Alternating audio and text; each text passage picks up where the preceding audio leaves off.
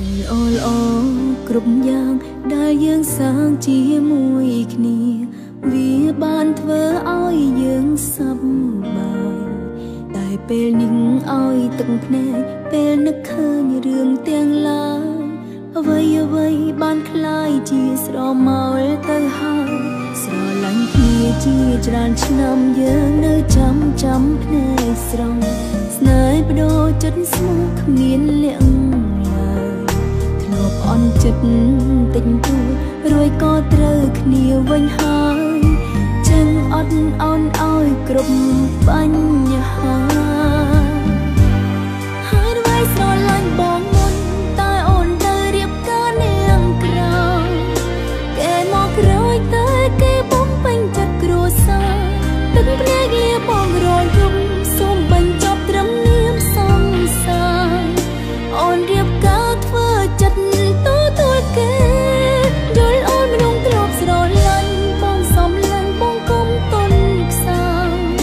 អូនចង់ឲ្យរឹងមាំចេះថែខ្លួនឯងហើយកុំផ្ដាច់ការទាំងតងអូននឹងបងរកគ្នាដូចដែរតែអនុសាអូនសុំបងយកទៅជា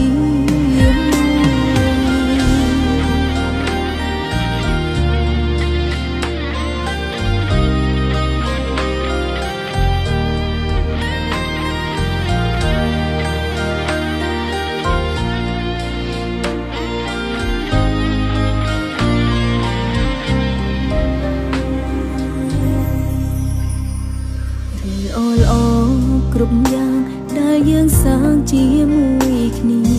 វាបានធ្វើឲ្យយើងសប្បាយតែពេលនេះឲ្យទឹកភ្នែកពេលនឹកឃើញរឿងទាំងឡាយអ្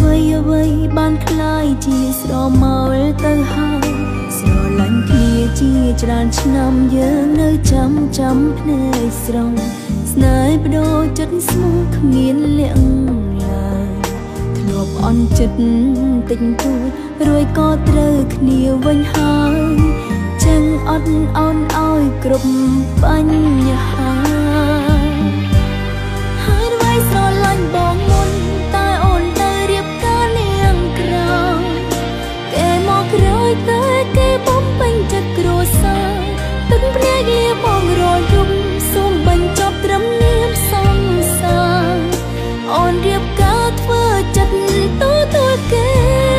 យល់អូនមនុស្សទ្រពស្រឡាញ់បងសំឡាញ់បងគុំទុនខ្សា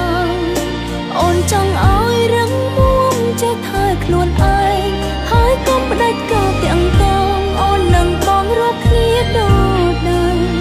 តែអនុសាអូនសុំបងយកទៅជាមួយហើយអ្វីស្រឡាញ់បងមុនតែអូនទៅរៀបការនាងក្រោយ